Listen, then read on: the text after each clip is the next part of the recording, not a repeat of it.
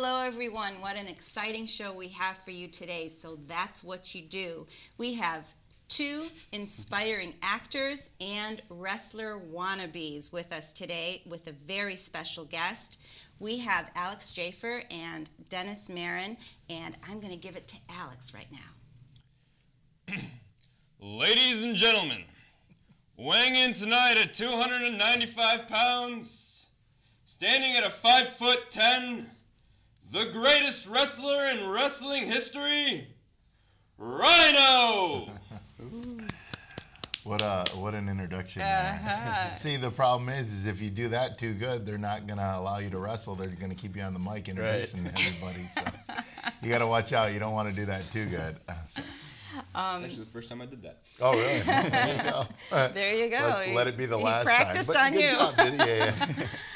We are here with the incomparable, amazing Rhino, and we're going to talk about professional wrestling, which is definitely a sport that is intriguing and entertaining as well.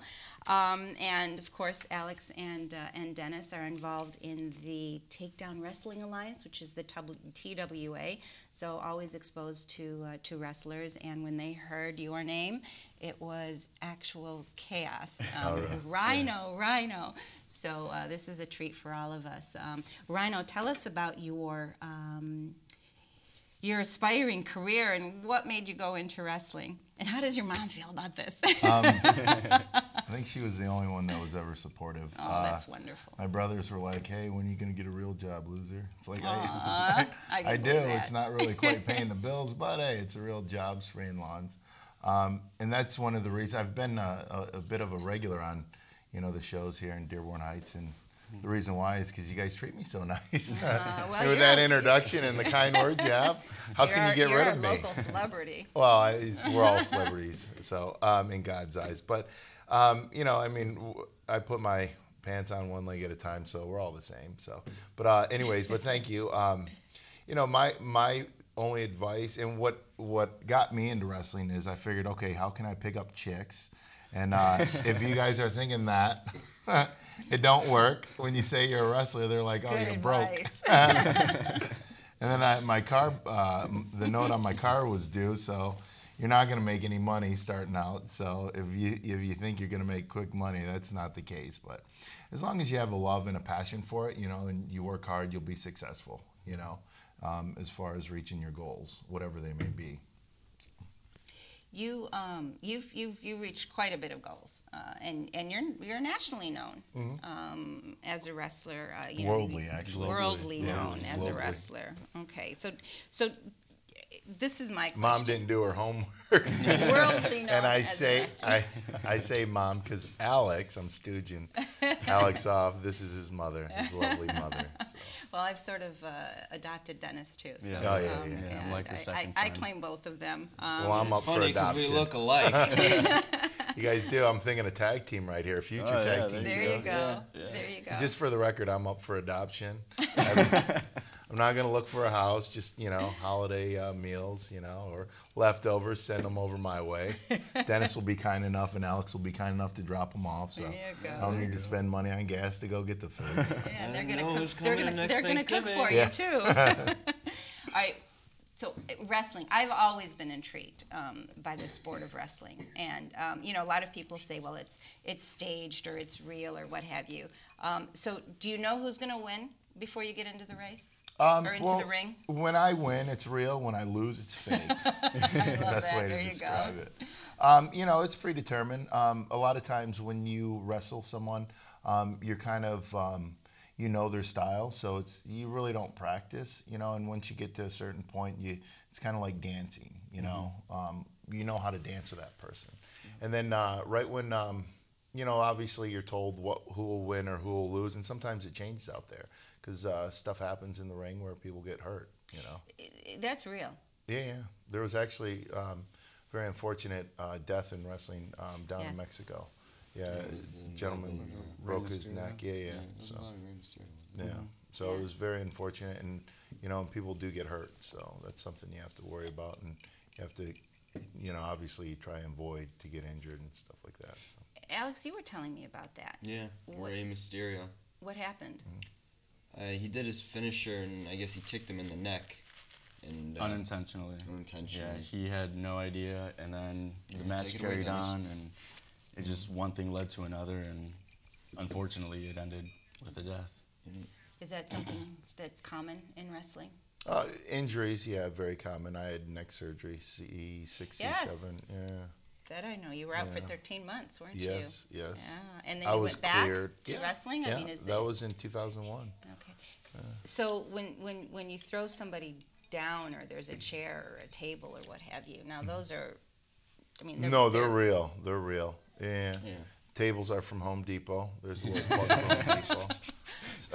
I have stock in the table, so I tend to put people through more tables because I have stock. No, I don't have stock in the table company. But, I'm gullible. I was believing this. I'm like, okay, wow, you must be making a lot of money. Yeah. So the injuries are real.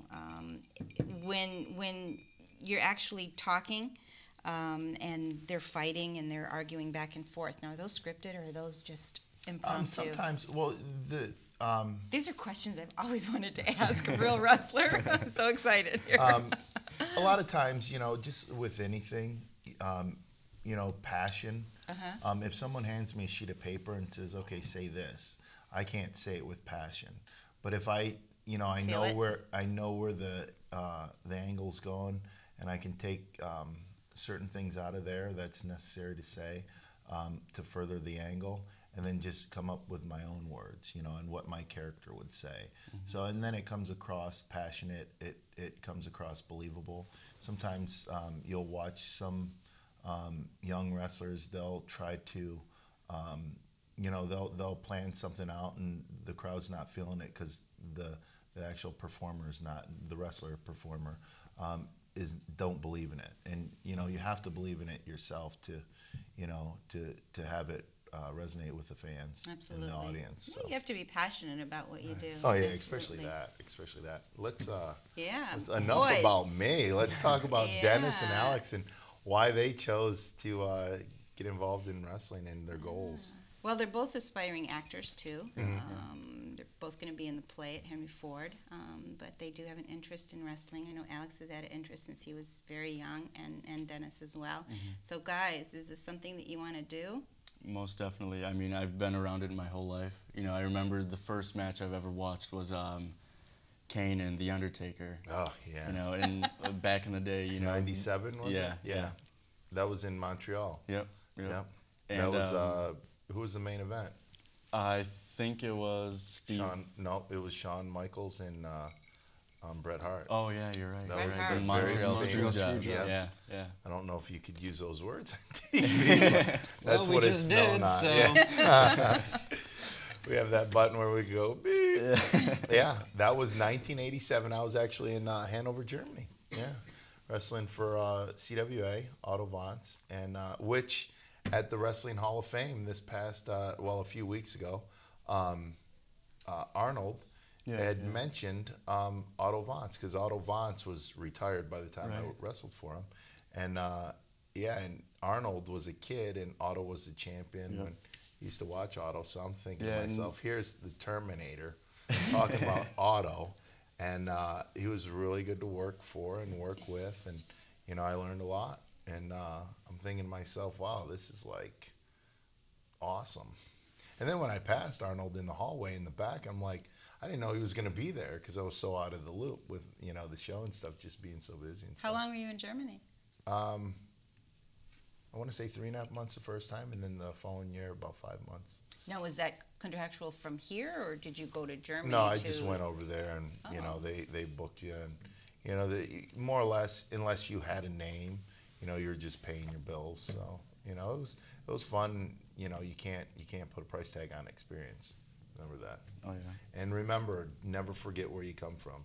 Because if you do, you forget who you are. Wonderful advice. Good advice. Absolutely. I'm here just to give advice.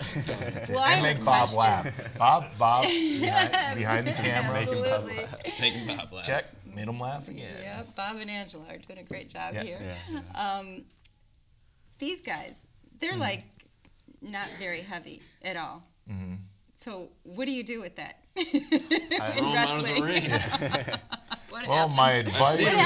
I've seen him do it. My advice is hit the gym. Actually, Dennis, he trains at the Powerhouse Gym in Dearborn. Another plug. I don't have stock in that gym, but Not yet.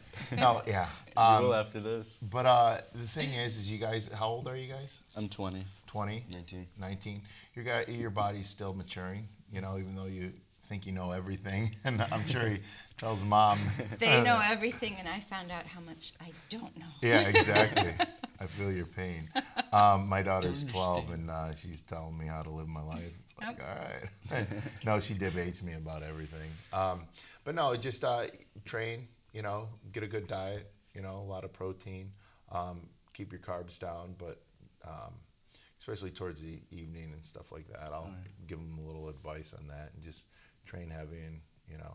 And the good thing about wrestling now is with guys like Rey Mysterio and Daniel Bryan, you know, the smaller guys have really been able to succeed at high levels because the wrestling business has really changed since, you know, back in the late 90s and even late 80s. You know, and you'll get guys like myself, you know, in the 285, 300-pound mark, but that was common back then. Right. You know, now it's kind of like it's not as common. So they have the lightweight and heavyweight. Yeah, lightweight and cruiserweights. heavyweight and cruiserweights. It's all kind of meshed together, and it's meshed together really well.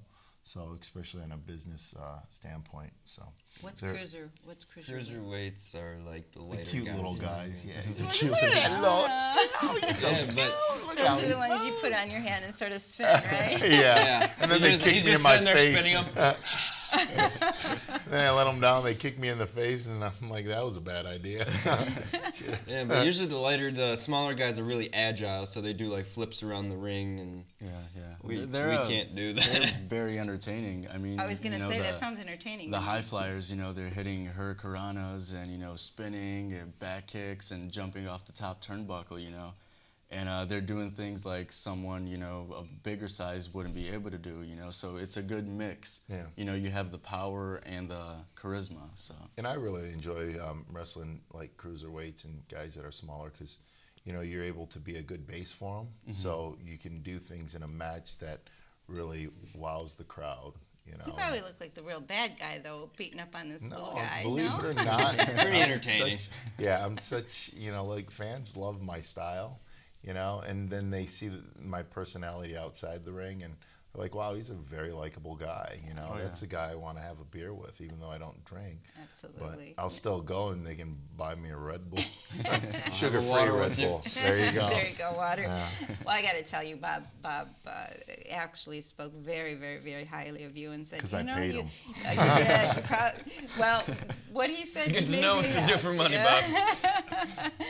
But looking at your picture and then knowing, you know, you personally, there's two different personalities there, and you have to be able to manage that kind of thing. So, the doctors and I have addressed that with medicine. Good. That was my next question. Popped them again, Bob. I'm on a roll, making Bob laugh. You guys are a good audience. That's another reason why I come back. You guys laugh at my jokes. Well, usually seniors and little children laugh at my jokes, but you guys are good.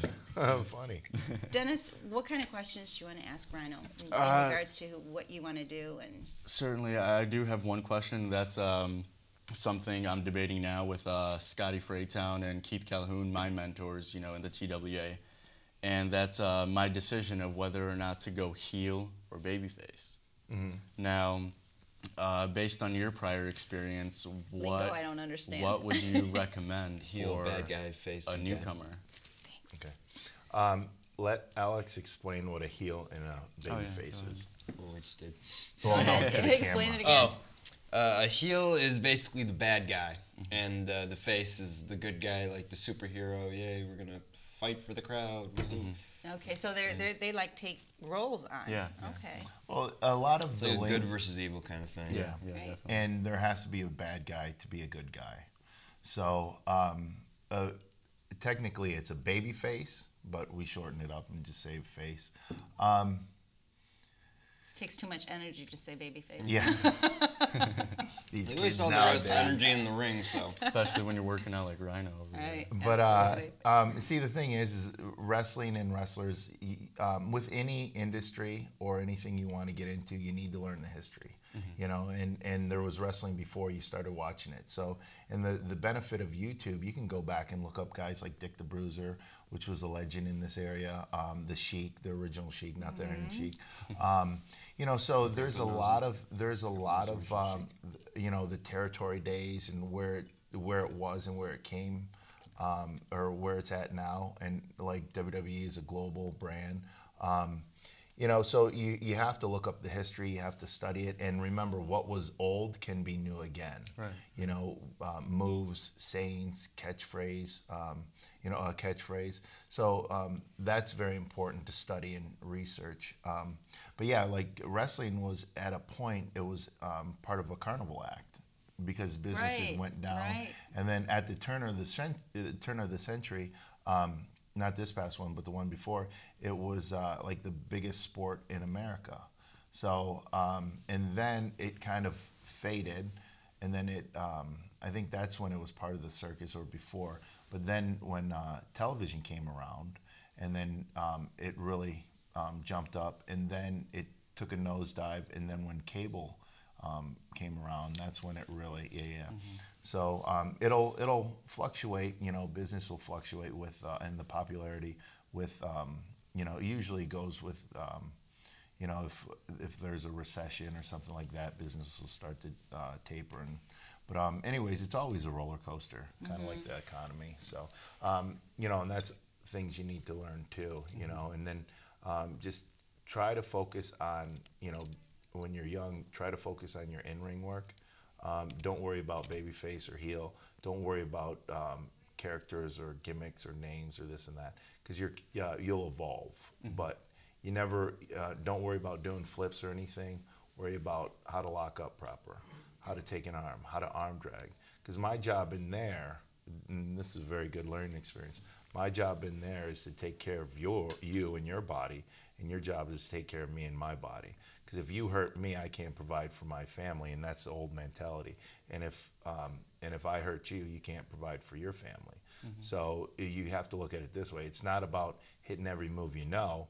It's about entertaining the fans, knowing what match you are on the card and your job, and then doing the best you can. And you know, you'll eventually get over with the fans. Because it's not just holds and this and that. You have to dive into a person's emotion.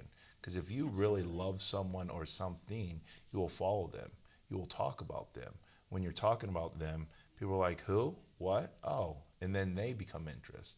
Well, if this person means so much to this person, my friend, I'm going to go and, you know, see this, you know, because what's the big deal? Like everywhere I go, you know, people are talking about NXT.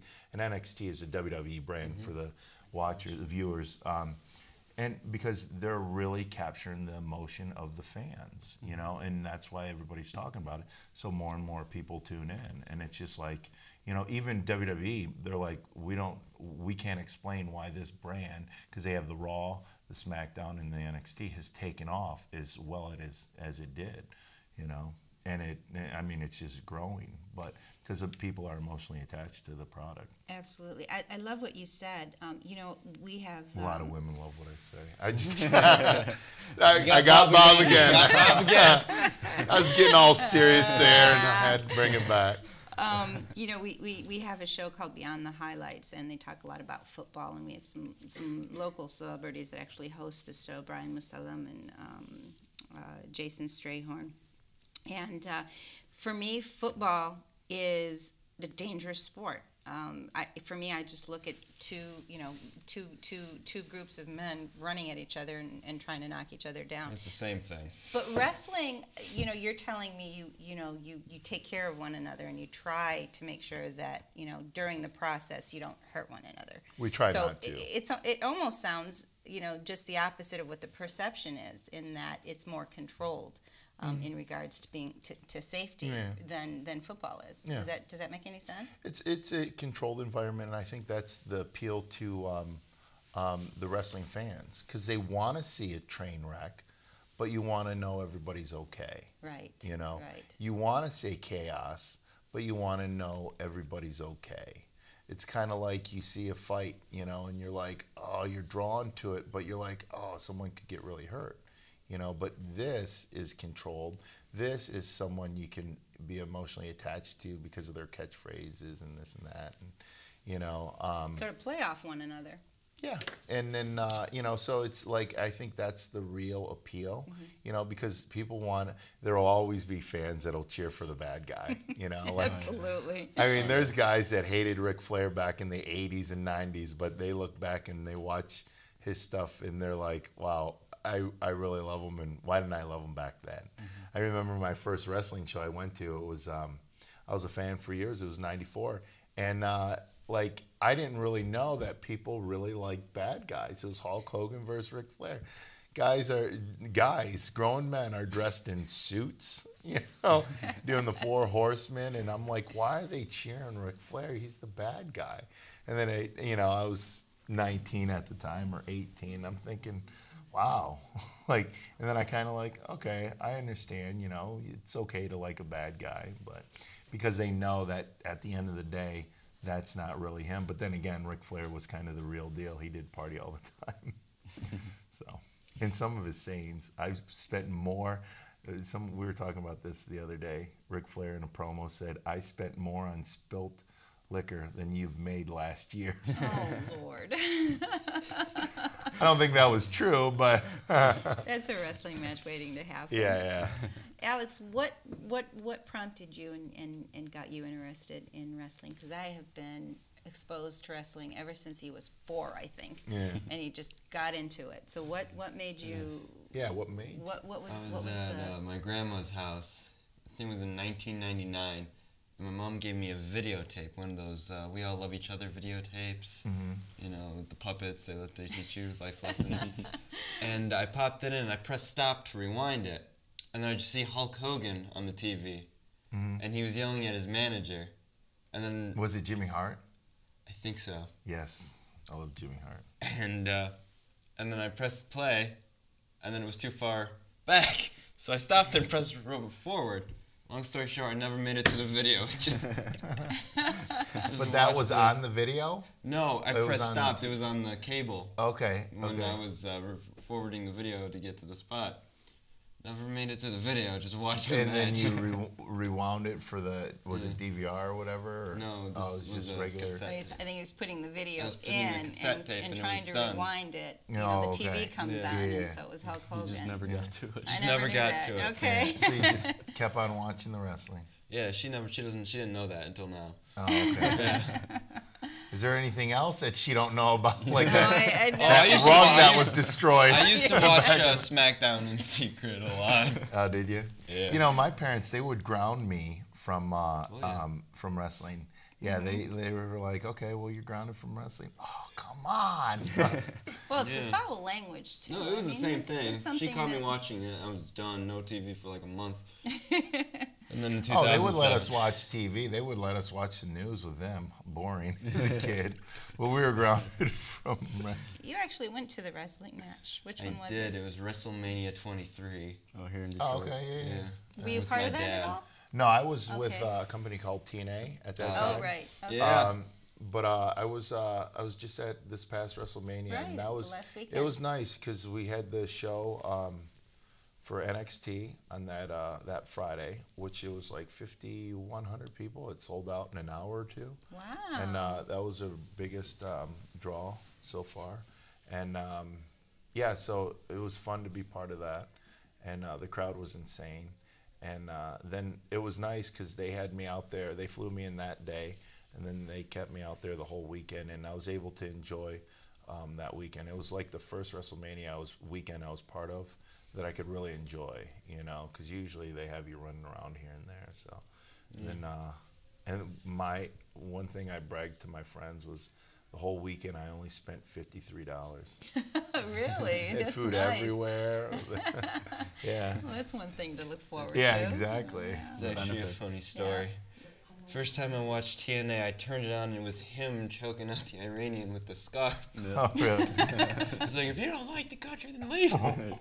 There you go. I'll tell you a funny story about this Sheikh angle. Abdul I was a Bashir. babyface, and I loved working with him. And we were friends, and we traveled together too, which made it even great. And we roomed together. So when we were able to work a program together, it was fun. Because it was kind of like you knew that person, you knew how he moved, and You sort of developed chemistry too. With oh that yeah, person. yeah. And what was great is they came to me and they said, "Hey, we need you to do a promo, right?" And I'll throw in little stuff here and there, like on my singlets, like I'll put C4 Life. And for the viewers, I own the trailer.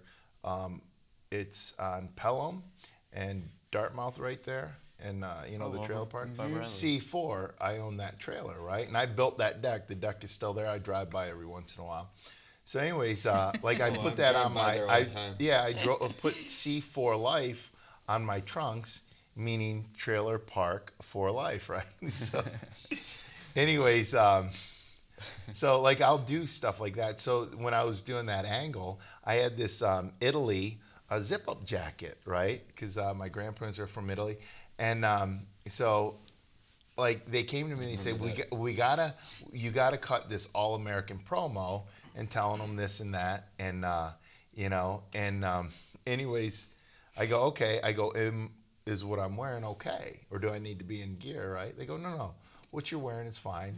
And so I cut this, God Bless America promo with this Italy shirt or zip-up on, right? And it had a little Italian, it was a soccer zip-up thing. And Remember that. yeah, and everybody, and for the whole purpose of seeing how many people go, hey, great promo, but you were wearing a Italy zip-up thing, right?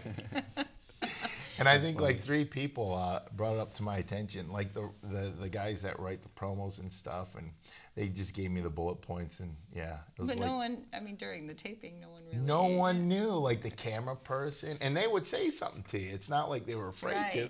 Right. The camera crew, the lighting crew, the guy that directed it, no one said anything. And the whole time I'm thinking, and I'm really into it, and passion's flowing, and USA, and and blah blah, and you're not gonna come over here, and blah blah, and everybody's like, and then after it aired, my a guy I wrestled with, his wife said, "Hey, that was a good promo, but why is he wearing an Italy jacket?" So. Dennis, really, really quick. We only got a couple more minutes. Okay. What was your inspiration to start wrestling? My inspiration? Yes. Seeing The Undertaker and Kane, that really caught my attention. But it's guys like Terrance Gerin, from a small town in Detroit. Went to the same high school as me. We went to Annapolis. We actually wrestled alongside the same wrestling coach, Victor McGuire. And it was hearing about him, and then I finally met him. I remember it was a middle school tournament at OWS, and I walk up. I'm sure he does not remember because it was a few years back, but I walk up and I shake the meatiest hand I've ever shook in my entire life, and I was really little back then, and I shook his hand, and I look at him, and I'm like, wow. You were intrigued, huh? Yeah. And he was almost superhuman to me. And, hearing that he's from Detroit, same high school I went to, he serves as inspiration for guys like myself and Alex. Wonderful, wonderful. Well, Alex and Dennis. Oh, thanks. I actually paid him to say that. Well, the best thing, not to interrupt, but the best advice I can give is to work hard, and I'll help you guys out whatever way I can. Stay in school. Education is very important. And the internet isn't just for, communicating with your friends. It's looking stuff up, educating yourself, and just in everything. And you have that power to inspire other people, And I've been very blessed and fortunate just having a good upbringing and, and going to a wonderful school with wonderful wrestling coaches. But anyways, to inspire people. And I remember going, I went in my tournament, my buddy's son was wrestling, and he asked me to go there. And I'm like, I haven't been to OW Best in years. So it's funny, as you're out of school, you go back and you're like, wow, this school is small. Yeah. I remember the ceilings being taller and the hallways being wider. Maybe I've just grown. So. And it's exciting for you to go back as a celebrity, too, and excuse me, be an inspiration. But Dennis and Alex, school, #1. Most definitely. And then aspirations, because with school, you can open so many doors. And Rhino, Terrance Gerin, thank you so much for being here on community. So that's what you do, and also for inspiring these 2 young men. And thank you all for being here on So That's What You Do. Angela and Bob, thank you for making all this happen as well. We'll see you next time.